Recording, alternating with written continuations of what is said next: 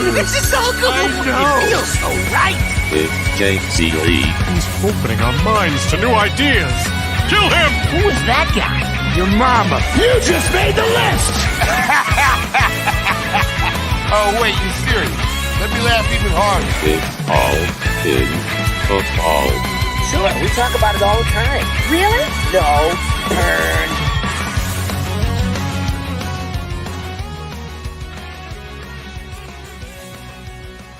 What is up, you dogs? Finally, for the podcast this week. Heads up, Olin Rogers is still going to be coming on the podcast, but if anybody has been following him and his progress through his book and all that type of stuff, he's got an eye condition over the past couple months and ripped his eye open yesterday morning and found out yesterday afternoon that he was in severe pain. Yeah, so that's what happened yesterday, but that's why we're here today. And if you saw the tweets and maybe you're like, what the hell? Like the last live episode. So yes and no. So this is the last of this podcast name. There's going to be a whole new logo, which is possibly the most amazing logo in the history forever. New name, new logo. And it's just going to be in podcast form with video updated later to YouTube. So it just won't be live, but that doesn't mean live is completely going away because I don't want to lose that connection with you guys. We're working on something. Possibly like a live chat during the week. We're working on something. I'm not going to completely go away from you being with us as we talk, but going forward starting next week, well, depending on when you're listening to this, I guess I should say, going forward as of, what is the date? July 16th is going to be podcasts with Meaney and myself, like always. You're still always going to get our advice and listen to us, but the live video as we do it, as you are watching right now, or possibly later on YouTube, this part is going to be a little bit different. Exciting times. and one of the things we won't be doing is responding to the comments live because no, Kyle, there would never hell in my life be a 24/7 text thread or a text thread at all, period, where my phone number is given.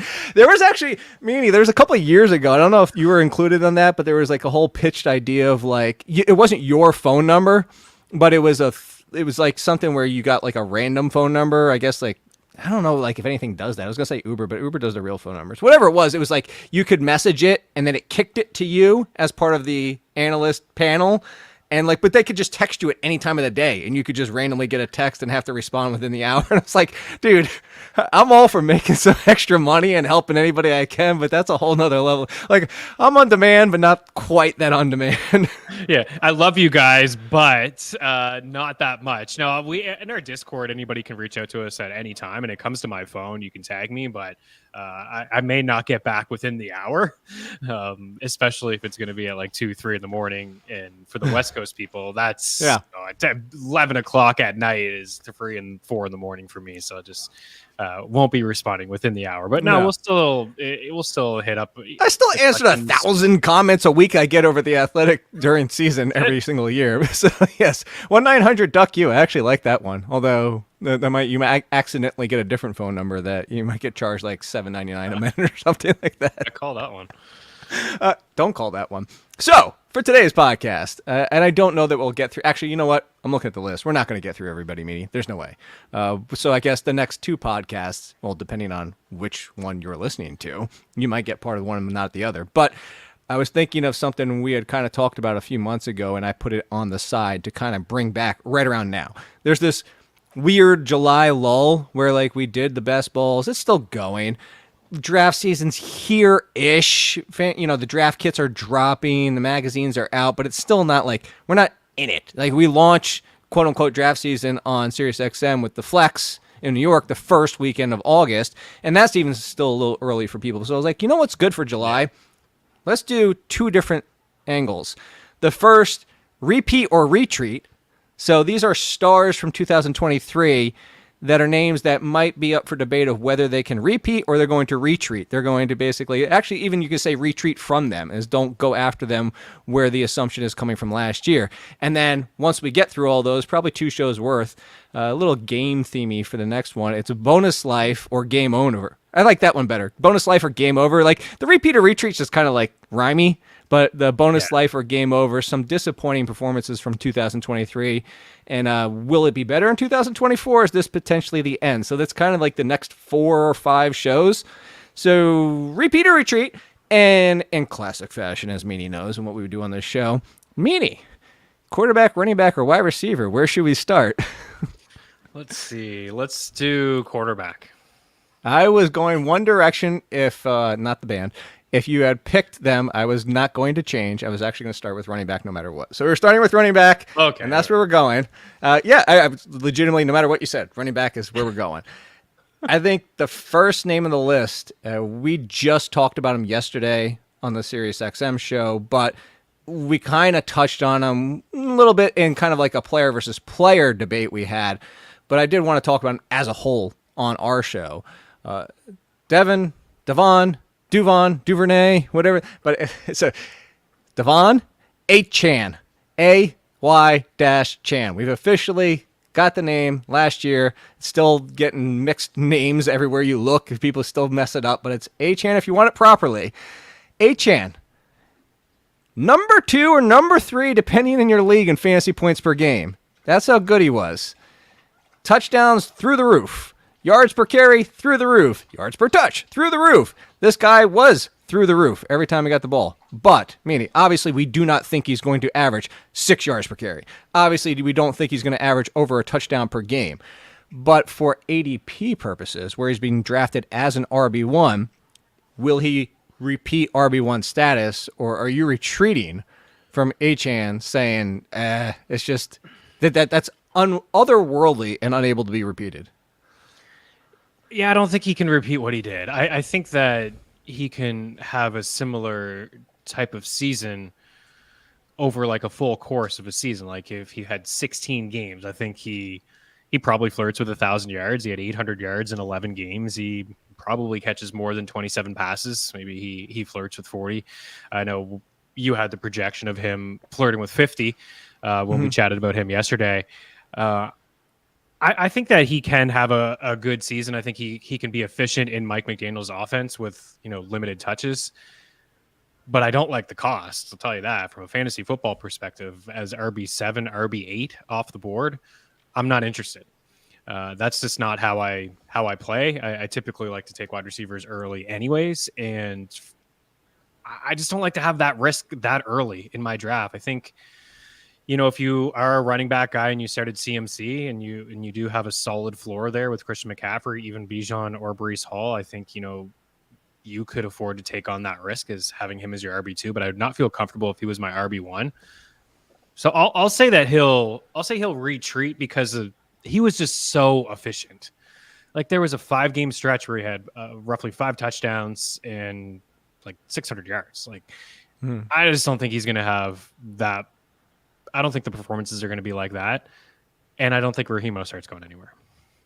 So looking at, we're doing an athletic mock for the site. It's going to come out in a few weeks, but it's 6 teams we're drafting how we want. And so everybody has 2 teams that everybody's involved. So Funston did this as 6 teams. One of your teams, everybody has 2. One of your teams is however you want to draft, how you would draft your team. The other was you were assigned something. So like one team was assigned late quarterback and tight end. One was assigned 0 RB.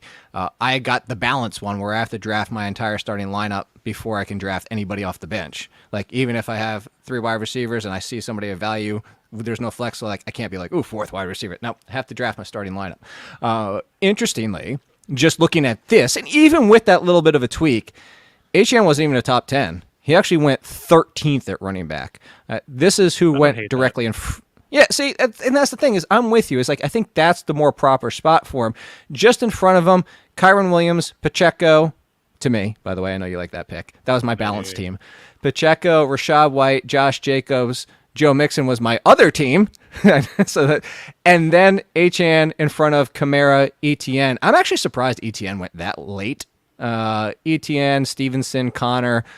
So that feels more, I don't want to say like more correct, like corrector. sounds more proper of like what his value should be than versus going in front of Kyron and in front of Gibbs and in front of Pacheco and in front of, hell, how many times are you and I going to talk about it? Derrick Henry. Right. And at the end of the day, we're just not going to get him because people are taking him. It's not just best ball. Best ball shooting for upside, and I get it. I was actually surprised to see that he is still going as RB6, RB7 in high-stakes leagues. people are putting some big bucks on the line and they're shooting for upside. And I have him at 13. So even like ETN, who I'm not crazy about, but in terms of touches, like this guy's just going to get all the touches again. I fully believe that he will, and that Tank Bigsby won't. Rachaad White, the ceiling is not as high, but volume, the opportunity, the touches, of course, Derrick Henry, Kyron Williams, easily Jonathan Taylor and Saquon Barkley. These are running backs that I would rather have. And quite frankly, I'm going to have some probably more exposure to Raheem Mostert as RB28. I don't think he's going to have 18 rushing touchdowns again, but I just don't think that he's going anywhere. And that's the big thing is you and I, so if everybody wasn't listening on Sirius XM, by the way, 1 to 3 p.m. Eastern, Meaney on every single day because he's a beast working his brains out. But right now I'm on there Tuesdays and Thursdays, and then the good old Dane Martinez Mondays, Wednesdays, and Fridays. But we just talked about yesterday is Mostert feels like he's being drafted at his floor. Like, to be honest, looking at my projections, I have him higher in my ranks than my projections, only by a few spots. My projections checked him in as RB29. But I also, like I said, I think I have him at 26 or 27 in my ranks. I feel like that's kind of like the floor. That's kind of worst case. He's got 55% of the workload, loses some of the touchdowns, so maybe a lot in the passing game. But, like, what if? Like, there's a world, and talked about this yesterday, there's a world, what if Mostert's back to 60% again? Like, what if he's just the guy in Achane because of his size is just kept in this 40%? And granted, we saw what he can do with 40%. I think that's why people are so excited for him. But what if last year just repeats itself? I'm with you. And the fact that, like, I'm going to have a lot more, like, if I had to guesstimate as of today, I'd say I'd probably have a decent chunk of Raheem Mostert, and as of today, I might not have a single share of Achane outside of my keeper leagues. I know, and I do want one share because, like, you just don't want these outside looking in. Yeah, right. It's like to have absolutely zero for. I mean, I'm not saying, hey, look at me, I play a lot of fantasy. Well, I do. I'm in a lot of leagues, and I'm going to do a lot of drafting. That's what I like to do, and so I'll have a share or two. But in my home leagues, high stakes leagues. The leagues that I really want against my buddies, like, I'm just not going to take that risk. And it's just, and again, it comes down to, how risky of a fantasy manager are you? And I can hear people, oh, you're not going to have him. Don't play scared. I'm going to have all the shares, and he's going to win me 5 weeks single-handedly. But the other 5, Mostert could just be a pain in your butt. They extended him. He's going to have majority of the red zone touches, and I think what you said just makes sense from a Dolphins standpoint. Like, let's just give Achane 10 to 12 touches a game. Let's keep this guy fresh. Like, they drafted a guy too who's a burner. Like, they can use all of these guys, so it makes no sense. But when I look at our rankings and I look at the industry, the fantasy community is completely split. Like, Ratcliffe has him at 15. There's 3 guys at FTN that have him at 7. Somebody else has him at 16, 12. I talked about 13. So it's all over the place with him. But I'm out. Best case scenario, it feels like he's Alvin Kamara from those two, like so Kamara's best 2 seasons where he was averaging 20, 22 points per game. At the same time, that's best case scenario with, I think, what you just said there, unless they're going to run for 25, 30 touchdowns. The difference between that is Kamara was being used as the goal line back then. Right. Let's not forget that Kamara had 15, 16 rushing touchdowns. Yeah. And I'm not saying Achane can't do it from outside the 10, as we see, hell, outside the 5 is not even goal line. So, just goal to go is outside the 10, or inside the 10, but not outside the 10. You get my point. I'm not saying he can't. We just saw him do that. But I just think, objectively, when you think about football and rates and the touchdown rate and being able to score from out there, like, I go back and I brought this up yesterday too, and I can't, what's in my mind is having a terrific season, and even with 250, 260 touches, Matt Forte, which I bring up Matt Forte to say there were some Matt Forte seasons where he's top 3 or top 4 scoring 7 touchdowns. Because he just doesn't get used at the goal line. But again, that's Matt Forte as in quote unquote bell cowish, and I just don't think Achane's there. So it seems like we're kind of out on him. Again, like, we're not saying don't take him. I just don't take him expecting top 5 numbers coming back. All right, so then Just one more thing. Like you mentioned the mock. Like you know what? In your league, he may not go as a top 10 guy. Like people may be like, no chance. Like I'm not. We're not saying fade him. Top 10. And he could fall into the range that we like, but for the most part, we probably won't get there. 7.8 yards per attempt on 103 carries is just crazy, man. That stretch, 203 yards, 101 yards, 151 yards. That first game was when Miami put up like 70 points against the Broncos. Like, so not going to happen. You know what's insane? Like my projections have him at 5.05 yards per carry. But it makes sense because of the offense, right? I mean, Raheem Mostert's probably not too far off of that either. I mean, it's an efficient offense. Mostert's at 4.7. Exactly. It's the Shanahan offense, and we've seen it for years for Shanahan. This team, McDaniel's been with his whole career. With even Tua at 2.6 yards per carry. So even like because it's Tua. Yeah. This team is one of the highest. I have 4.6 yards per carry for the team, for the Dolphins, Amazing. which is just kind of, which is kind of an insane number to think about. Obviously, that's going to be under if Achane repeats as that. All right. Next one, and this is a positive one that nobody's treating as positive. Another name we kind of glossed by yesterday on SiriusXM, but not glossed by, but glossed by kind of in the discussion. He kind of got thrown in the mix. Another one I want to spend a little bit more time on. James Conner. Because James Conner last year, for everybody that doesn't remember, do you know off the top of your head where he was half point PPR points per 11. Close. And actually, same the year before too. Oh, actually, he was 10th. He was tied for 10th at 14.5 with Jahmyr Gibbs. And by the way, 0.1 behind Kamara and Barkley. And, Breece Hall, Jonathan Taylor, Travis Etienne, 14.7. Kamara and Barkley, 14.6. Gibbs and Connor, 14.5. That's how close that gap was from RB5 to RB11 in fantasy points per game. All that being said, we know the problem with James Conner. Not a single full season to his career. At the same time, when James Conner is healthy, James Conner is a stud. James Conner is also very studly with Kyler Murray, and that was part of why he did so well because Kyler Murray came back last year. So, James Conner, repeat.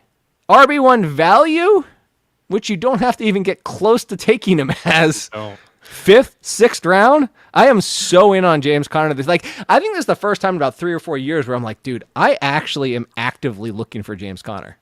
Yeah, me too. And, doing shows with you for years, we always talk about how he's disrespected. I think we had this conversation last year. You can get James Conner outside of round 5 or 6 as your RB2 for you hero RB, anchor RB drafters, which I am, and nobody likes him.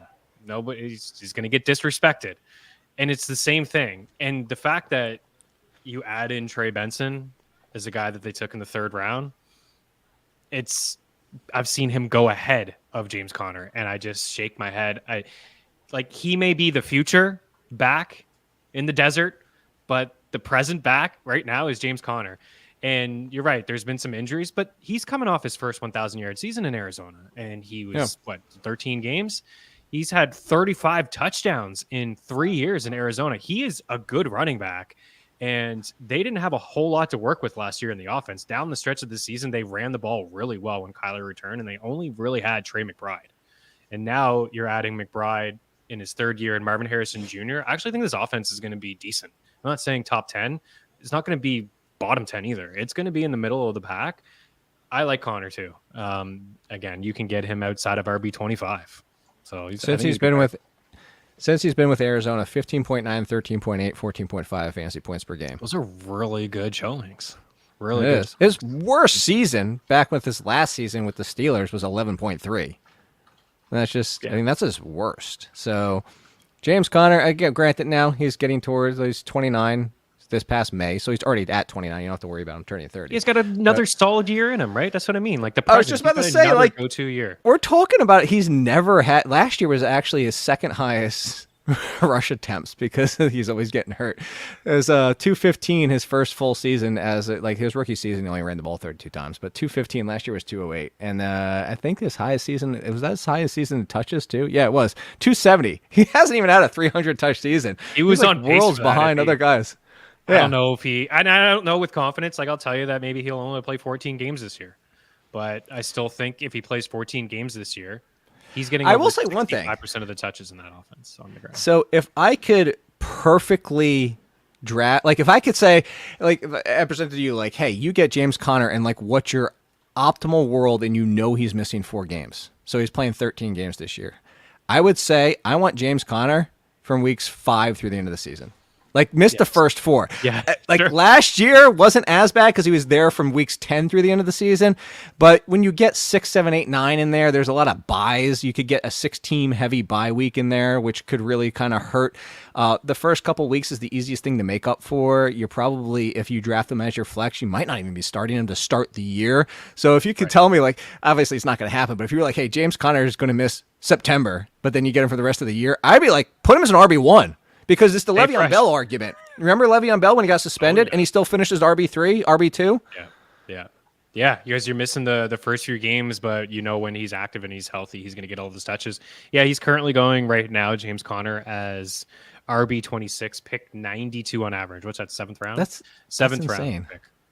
For what I think is when I say rock solid RB2, I mean like closer to being a high end RB2 as a low end RB2. Let me throw one out to you because updating projections, rankings, everything for the draft kit. Ours drops July. I shouldn't have even hesitated. It's July 23rd. It's the day I have to move. And I was like, Funston, should we drop this back a day? Because he's like, no, just go for it. We're going to do it anyway. We already have it set. But anyway, so I was looking at it, and I have James Conner currently as RB20. RB18, if I drafted today, I think I might lean the other direction of how my rankings are because 18 is Kenneth Walker. And how many times are we going to, like, this is 2 years in a row. Like, stop making excuses for Kenneth. It's funny, I said this to Pat because we did the NFC West. And I said, James Conner is Bizarro. Like Bizarro Superman. Because all his ability, his style, his athleticism completely goes against what his metrics are. Like, it doesn't make any sense. Like, he should be amazing between the tackles, great in short yards, little decent but questionable in the passing game and explosive plays. He's great at explosive plays and after the touch, and then he's junk in short yards. He makes no sense. I know. He one thing I will say about him is he does score touchdowns. I mean, they're hard to predict, but he doesn't. He's a hard guy to figure out. You know, too, like in DFS and when I'm ranking and doing projections and I'm trying to figure out Seattle and I'm just like, okay, this is a good matchup for them to lean on him and he should have a solid game. And I just don't feel like he does. And it's like, he's not super efficient. The touches were there. It's not great. And then he plays a stout run defense and he'll bust a 65-yard touchdown out of the blue. And it really does throw me for a loop. 12.6 and 12.3 fantasy points per game over the first 2 seasons in a half-point setting. That's fine. Where's the ceiling, right? It just, he didn't have 1,000 yards last year on 219 attempts. He had 1,000 yards as a rookie on roughly 230 attempts. He actually caught 2 more passes. I thought we'd see a decline in the catches with Zach Charbonnet there. Didn't really, but again, when you bake in Charbonnet the missed cost, time. Maybe. There was a moment where Walker missed time and Charbonnet got a shot, and I know it was just like a 1 or 2 game quick pivot type of deal. This has nothing to do with running backs, but it just reminded me of this, and because I've seen some people recently tweeting about this with the offensive coordinator change. Actually, the entire change with the Seahawks is that they could potentially throw more because you're getting Grubb and the entire Washington. I'm glad you said that. Should they question more? I don't know if they should, but okay, well, no. Well, here's why. Because I pulled this up and I'm looking, and I was like, you know what? For everybody's talking about this, like, Seattle passed a lot. Seattle passes a lot. And I looked. Last year was actually their highest mark in the last 15 years. I stopped going back because I'm just like, I can't imagine. Yeah, so they're all run first teams. They were already 62%, 61.8. They were almost passing 62% of the time. That was 5th highest in the entire league last year. And for everybody talking about Grubb, they threw about 62, 63% of the time. Now, can it go up? Sure. Can they throw 65% of the time? Sure. The only team that actually even got to 65 last year was the Washington Commanders, also partly because their defense was utter trash. Sam Howell turning the ball over late in the season also helped them having it. It was basically that old Jameis Winston offense. Now in Seattle. I know.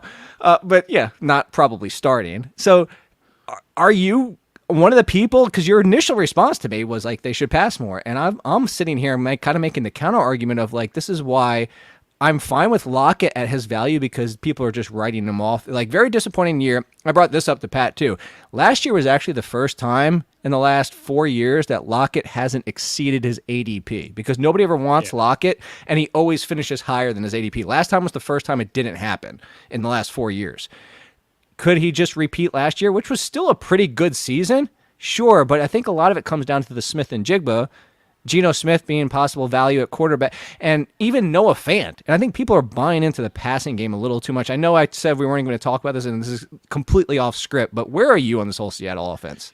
It's funny you bring up Noah Fant, because Dane today asked me if I was interested. I'm like, no, why would I be interested in Noah Fant? But we were Noah talking Fant about... is getting so much love the past 2 or 3 weeks. Yeah, because the other guy that they have is escaping my name, is going to be a blocking tight end, and that's like Noah Fant's always out there running routes, and but I just don't see a scenario where I'm interested in him as the fourth option in the passing game in Seattle with Geno Smith under center. And yeah, I went and looked at the pace, the run pace, our pace tool at FTN Fantasy. I mean, you're spot on. They, in a neutral game setting, 1-score game, 8 points, they had a pass percentage that ranked 6th in the NFL, 5th in the NFL. So they 61.6%. Washington, Cincy, Mini, the Jets, and then Seattle in there. I think that they should, because I like their weapons, but also at the same time, they probably shouldn't, because it's Geno. Like, I don't know if you want him chucking the ball around the field 40 plus times. I actually think we'll see Sam Howell this season. I think Geno took a bit of a step back. I think now it's like another year with a new. Are you going to call him my boy again? Yeah, I think we'll see your boy Sam Howell. Honestly, like, I think 2 years ago was about Dave Canales, and I think we know now, like, he is a good offensive mind, right? What he did with Baker last year, we'll see what happens with Bryce Young in Carolina. But then last year we saw the step back, and I think we just look at Geno's career and we're like, that was the outlier year. He surprised everybody, a Pro Bowl nod, good season. But I think he could struggle if they keep this pass percentage up, and I think they could make the move to Howell. But Lockett, I'm not really in. I think the price is fair. It's like wide receiver 50 does seem like a really good price. But there was a downtick in a lot of his statistics, like yards after the catch, and he is flirting with 30 now. And JSN actually led the team in targets in the final 4 or 5 games. He had a couple game-winning touchdowns, so I actually think he's knocking on the door. But well, actually, to your point, Lockett's going to turn 32, by the way, this year in September. 32. Okay, I was wrong. Oh yeah, he's even older than I thought. Oh yeah, he's married and invested just like I am at this point. There's no more flirting with 30. He's fully there. I was trying to figure out why I kept thinking Ben Grubb, because it's Ryan Grubb. Like, Ryan, where it's Ben Grubbs was the former football player. Yeah, where is where's Ben coming from? So I want to bring this kind of. So I was going to kind of do numbers for you. I was going to play the number game with my projections. I actually have them throwing 592 times. That's an uptick from last year. Last year, I just double-checked to make sure I knew my number, 575. I have them throwing for almost 600 times with Grubb. Again, 17 might not sound like a lot, but it's a slight uptick of what we saw for last year. So with that in mind, 592 pass attempts. What do you consider? All right. I'll give you this. I'll kind of spin it a different way. The target share. This might be something, and I'm going to play with it live on the show. Like, this is why I have the downloadable projections so people can play with them. I have 20.6 for Metcalf, 20.1 for Lockett, and 19.4 for Smith and Jigba. And maybe the 20.1 is the problem. But as it stands, do you think those are like fair numbers just off the top? Yeah, I do. I mean, Lockett did lead the team in targets last year, and that's why that's with the downtick. More spread out. It's kind of it's a downtick to Lockett and an uptick for Smith and Jigba. So what this really does is it kind of gives them all between about 110, 125 targets. Obviously, Metcalf is the best with 1,100 yards and 8.5 touchdowns. But it puts Lockett at 890, Smith and Jigba at 870, and both of them between 5 and 6 touchdowns. So unless one of them, unless Smith and Jigba completely takes over at 2 and Lockett completely falls off, or one of them gets hurt, I don't see where, as of right now, because of that, Smith and Jigba is overdrafted and Lockett's underdrafted. Now, that could switch, but that's where I'm kind of going with these numbers is like, you got to remember is like, unless you completely eliminate one, which by the way, if I keep those projections, no offense, a non-factor because like there's just nothing left for him. I don't see where he becomes relevant at all. We haven't projected for 338 yards and 33 catches. Our projections are really pretty much. Why do you hate Noah Fant? I have him for 37 and 399. Check this out from DK Lockett and Ajigba. 68 catches for Lockett, 69 catches for JSN, 68 catches for Lockett, and 67 catches for DK. You know what's funny? I'm more weighted to I have their offense more funneled. I'm at 73, 77, and 76. Okay. So very, very similar. And the pass attempts are down at FTN pretty conservative with sub 500 for Geno Smith, which I do think is a mistake. How many did you give Howell? Howell for 48. Oh, okay, no, so sorry. you're still 87. So a couple. So you're upper 500s. Yeah. So the 570-ish range. You're not too far. You're actually very similar to what they were last year. Yeah. Okay. So I like Jason. Give me Jason. I understand that Lockett's a value and Jason may be slightly getting overdrafted, but I want to be in a year early, and I liked what I saw at the end of last season. I think that he's going to be a big time player in the offense. But at the end of the day, what you just talked about makes a lot of sense because we just gave the projections and these guys are pretty even. Obviously, DK's got that ceiling. He's got that 1,000-yard ceiling, that touchdown ceiling that the other guys don't have. So I understand why he's going as like a wide receiver too. But Lockett's always disrespected in drafts. Always. And even now that he's disappointing, he's even more disrespected. I don't even know. We're just going to finish running backs today. We're not going to get to a second position. I was like, we could get tight ends thrown in at the end, but like this is what happens with this. No, this is what we do. Yeah, this is what we do. But this is why we have so much good information. This is why we need multiple shows now starting. Next running back. We know this is a retreat. Whether you like retreat from the player is the conversation. It's retreat from the numbers last year. He's definitely not repeating. But are you retreating from him because his draft cost does not equal his production, just like Raheem Mostert? And just like Raheem Mostert, he's part of a timeshare. Unlike Raheem Mostert, he might end up being the second half of it. Like, in the fact of, like, I don't know. Was he? Like, David Montgomery is who we're talking about here. Because it's like, that is, of all backfields, and you're like, oh, it's a 50-50 split. And usually we know those numbers aren't like 50-50 because there's other people involved. But we're really talking about the lead role. This was pretty much, 48-48? And then there was like a leftover 4% for anybody else. Like, was it Amon-Ra St. Brown or Jared Goff? This is the definition of what we see in a 50-50 split. Do you think Montgomery can repeat last year? And obviously expecting that kind of touchdown success is a little lofty. But do you have any concerns that Gibbs takes more of a share this year? Or do they have the perfect balance? And David Montgomery, like Mostert, is also a value it has as his ADP. Yeah, I think that it's similar. Of course, Mostert's a bit cheaper, but Montgomery was roughly RB 24, 25, and I really liked him last year. I liked the fact that they signed him, and I did think that he was going to be the lead running back in terms of like getting a majority of the touches. And what I didn't realize, I probably should have, is that he's the closer, and he is going to continue to be the closer. He is the closer. He was the closer in the playoff games when they were up. They leaned on him. He had a majority of the fourth quarter rushing attempts, and he had a majority of the goal line attempts. And I think that we'll see more Gibbs this year and a little bit less Montgomery because Gibbs is that good. I think that he'll force himself or he'll force Dan Campbell to play him a little bit more.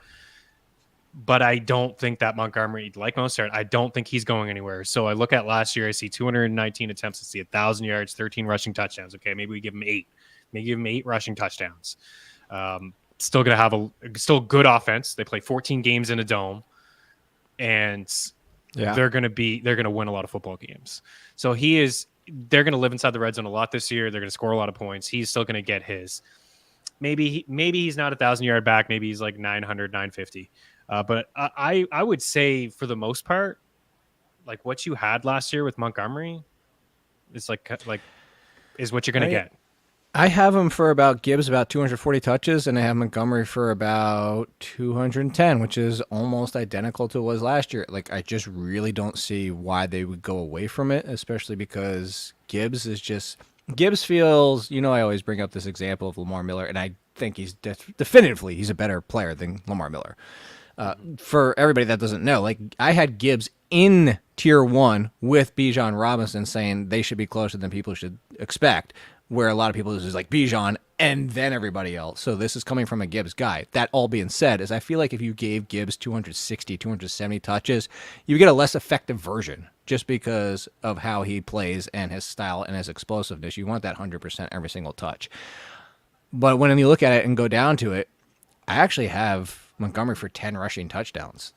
And just because even that's a downtick from last year, and maybe that's aggressive, but as you mentioned, in the dome, at home, a lot. Well, at home and in the dome is the way I would say, not outdoors.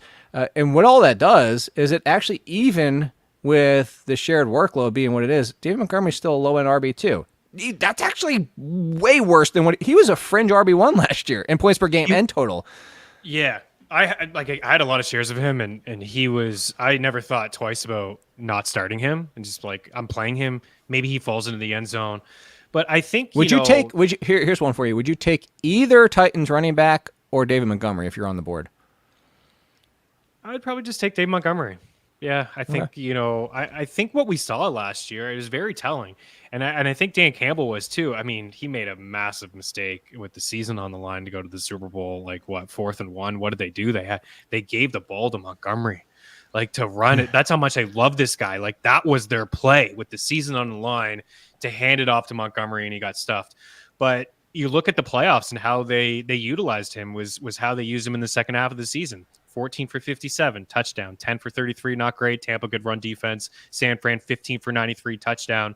And then when he missed time and Gibbs balled out, the touches came down a touch for him. But look how he started: 21 carries, 16, 32, 19. And then he missed a little bit of time after week 6. But when he came back and Gibbs was playing really good and they were finding a way to get him the ball, he was still consistently like 12, 15, 17 carries. The yardage is not great, 70s, 60s, but he scored a touchdown in every game but one from week 10 to week 18. Like, he was still scoring touchdowns, and they're hard to predict, but you gave him 10. If he scored 10 touchdowns this year, he's an RB2. Yeah. I mean, you can't spell TD without David Montgomery, right? The D and then T's and like, yeah, it's in there somewhere. can't do it. The biggest thing with decline was he didn't catch any passes. Ow, hamstring.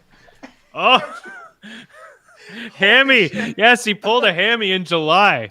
Oh, man. You're laughing at your joke, I guess. Must have popped you back. What'd you do? You hit the links early this morning. It was too humid. Now oh my God, dude. It was a freaking heat index of 110. I went this morning at 7:00. I was soaked. I was just drenched with. And I wouldn't have gone. And it's the first time I've gone since pre-shoulder surgery. But my buddy was in town from DC and he was like, I gotta go golfing. And they're like, all right, fine. I did some extra work. Holy crap. Hamstring cramps are the worst. Like, it's so hard to stretch out. See, this is why we have to have some form of a live show at some point. Which, by the way, I'm really upset that nobody commented on my T-shirt. I thought it was pretty awesome, but whatever. You guys suck. Right? Yeah, but Goonies isn't like the Raiders logo. And the Raiders logo, I think it's fantastic. Oh my God! Woo! Hammy. Like, did you ever see that clip? Watson. I know. Did you ever see that clip from Madden way back in the day where Greg Jennings gets hurt and goes all the way to the? It's like this. It's so good. Let's see at this point. Oh my God! All right, let's see if we can get 2 more running backs before I get out of here. Not if my hamstring can hold up at this point. That's gonna be something the good clip right there. You should just pull the jump it up. Barkley got freaked out. She was underneath the desk. I know. All right, last 2. Rachaad White being one of them. I think for even the most optimistic people, including us, because we were on Rachaad White. Let's be clear. We were on Rachaad White last year. Even being on Rachaad White, we did not think he was going to finish as a fringe RB1. Both, again, also in points per game and overall, very inefficient. If people do not remember Rachaad White, do you remember off the top of your head how many yards per carry he had? I think it's been 3.6 in each of the first 2 years. It was 3.7 his first year, 3.6 last year. The big thing that helped They've been him. the worst rushing football team in the 2 years that he's been there, and I don't think it's on him, but they've been the worst running football. They stop the run and they can't run themselves. Yeah, basically. Yeah, pretty much. I mean, part of it is the offensive line, but I mean, at the same time, you got to put some on Rachaad White. And if you watch Rachaad White, he makes nice cuts, but he doesn't make the best decisions sometimes. And some of those 0-yard gains, even negative yard gains, are on him. Like, the offensive line needs help. And hopefully got some help. The thing that really helped him last year was the touchdowns, had 9 total, and then the receiving game. Almost not like the receiving game is where you see the upside of Rachaad White. Again, you get him in space. The problem is you got to get him in space sometimes. Like, he really, like I said, that vision is lacking. Maybe a little bit more zone blocking scheme would help him, whatever it might be. Rachaad White needs to do better running the ball.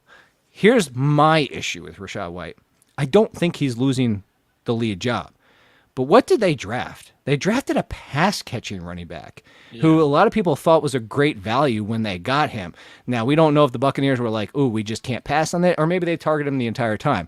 But if you're telling me we don't get 70 targets, 60-some-odd targets for Rachaad White, and that's where he loses, and he's still the lead option, unless he gets remarkably more efficient running the ball, I have a feeling Rachaad White could be one of the biggest disappointments at running back inside the top 20.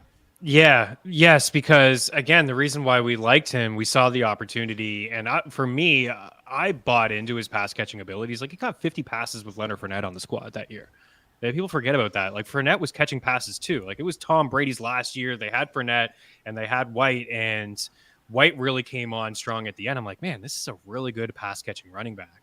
And then when Fournette was gone, I'm like, oh my goodness, like, how many catches could he have without Lenny Fournette on the squad? Like, I wasn't buying Chase Edmonds or any Sean Tucker or anybody else that they had on the squad.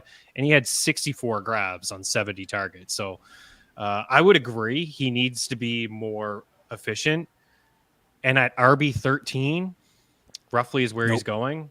That's a really tough price for me. It's really hard. I don't have any shares of him, I don't think. And even drafting best ball and a couple high stakes leagues, I haven't.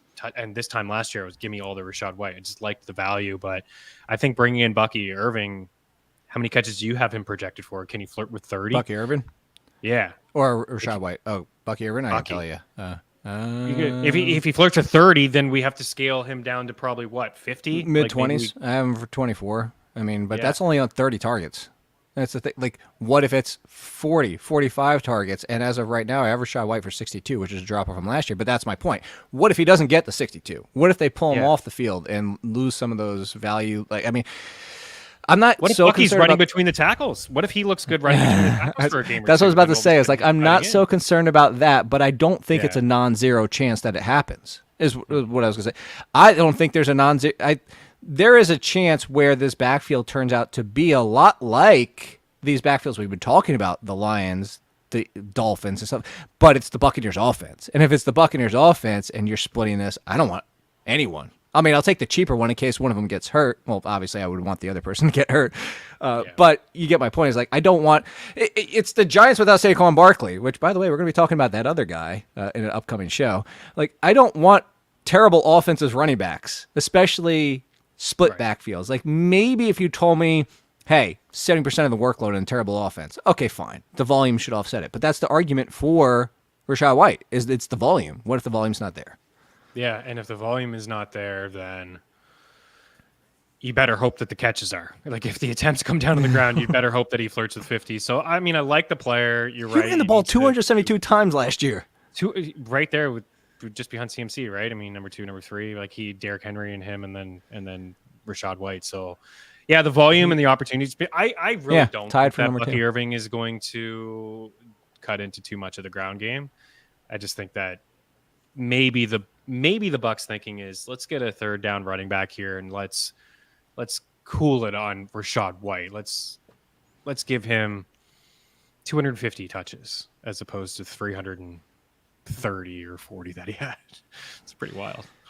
It is. So last one, as we get out of here, is another. This is actually another team who drafted or a running back that a lot of people thought was a great value. Some people had as a top 3 running back on their draft boards, whether you agreed or not. And then picked up a free agent one after the draft that a lot of people thought should have been drafted. Who am I talking about? Oh, I'm talking about the Buffalo Bills, because James Cook had his breakout season last year. That's why he's not in the breakout list this year. Although he was there last. Rachaad White and James Cook in the breakouts last year. There was a third. I think he nailed them both.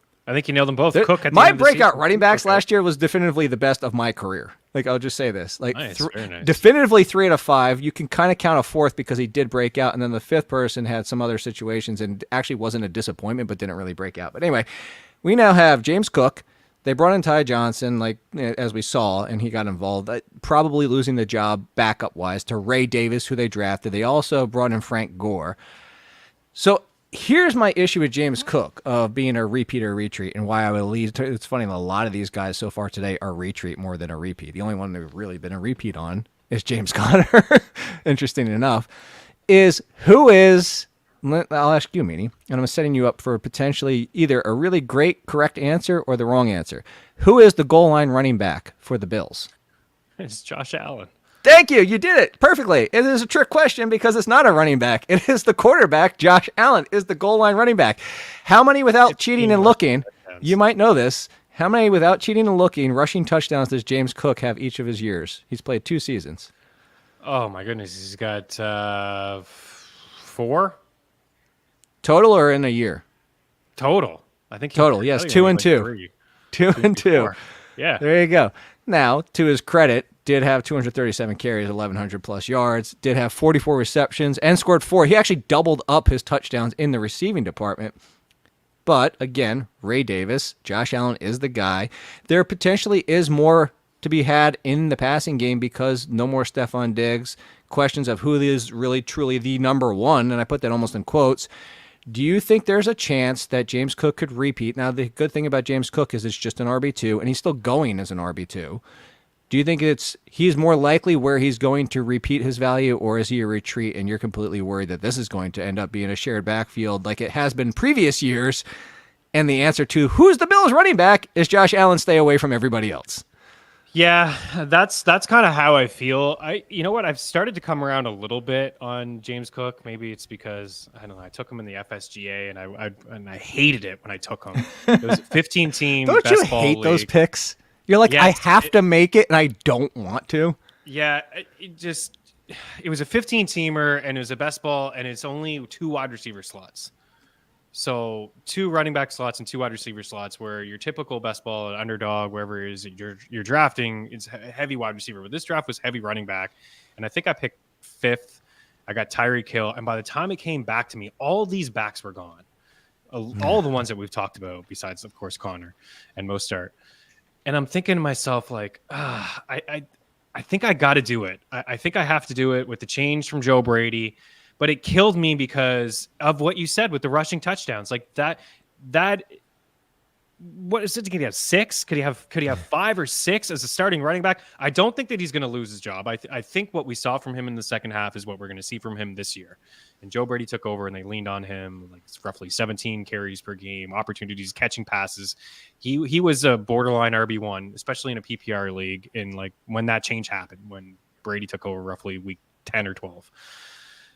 But at the end of the day, like it's just in Josh Allen's nature. Like, why wouldn't it be? Like he can just punch it in, eat better than anybody. It's not Jalen Hurts from the one. It's Josh Allen. He could just like people have to respect the arm, and he's just a big body and he can do it. So the Bills can say it all they want. They've said it, Jake, 3-4 years in a row, going to scale off Josh Allen. Not going to have Josh Allen run as much. Got to protect him. Not going to be as many red zone rushing attempts from him. But I just don't believe it. So I'm fine with him as like, I'm coming around on him as a guy that can have 1,100 yards last year and 237 attempts. It's a really good season. It's a good season. I think he can put up very similar numbers. 44 catches. I think he could do that too. But I would say this guy gets 5 or 6 touchdowns. If you get 6 or 7, consider yourself completely lucky. And who knows, man? Ray Davis is a guy that if they decide to actually move away from Allen inside the red zone, inside the goal line, Davis is a guy that I think could vulture some of those touchdowns, not Cook. So you know who for years kept saying we're going to stop letting him run, stop letting him run, stop letting him run, right?